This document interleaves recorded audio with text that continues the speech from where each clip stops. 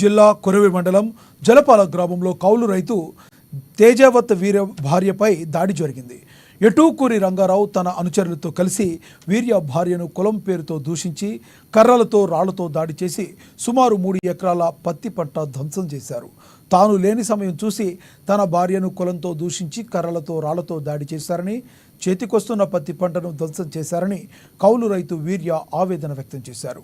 అప్పు చేసి సుమారు 5 లక్షల రూపాయలు పెట్టుబడి పెట్టి పత్తి పంట సాగు చేసినట్లు వీర్య తెలిపారు. కులంతో దూషించి కర్రలతో దాడి చేసిన ఎటుకూరి రంగారావుపై కొరవి పోలీస్ స్టేషన్లో ఫిర్యాదు చేశామన్నారు.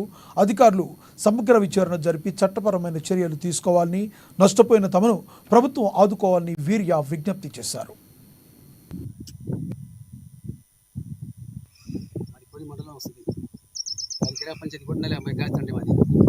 ఇప్పుడు నాగేశ్వరరావు అని ఇప్పుడు ఎట్టు నాకు స్టార్టింగ్ వచ్చేది నాకు మునపాకి ఇచ్చిండు.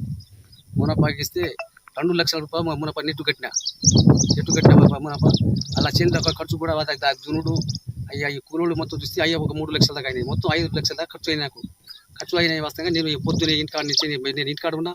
నేను రాకముందు నా భార్య ఇంటికి చెంకిల్పు అంటే సాగుచోటు బస్సు వారికి ఆడ ఏం చెప్పిన ఆ సాగుచోటు వేస్తుంటే ఆ ఎప్పుడు రంగయ్య వాళ్ళ భార్య వాళ్ళ మా కొడుకు వాళ్ళు వచ్చి మా భార్యను కొట్టి కింద పడేసి సీర చింపారు, జాకెట్ చింపారు, బాగానే కొట్టి వాళ్ళు పారిపోయారు. నేను వచ్చి వారి వాళ్ళ ఈ పీకుట్లు కొంతమంది మాకు దొరికారు. వాళ్ళకు కూడా మేము బాగానే అనుకున్నాం, కొట్టుకున్నాం. వాళ్ళు కూడా నాకు కొట్టారు. అది ఇది మనం నాకు అన్నం కూడా బాగానే కొట్టారు. ఇది మాకు న్యాయం చేయండి, మాకు ఉన్నది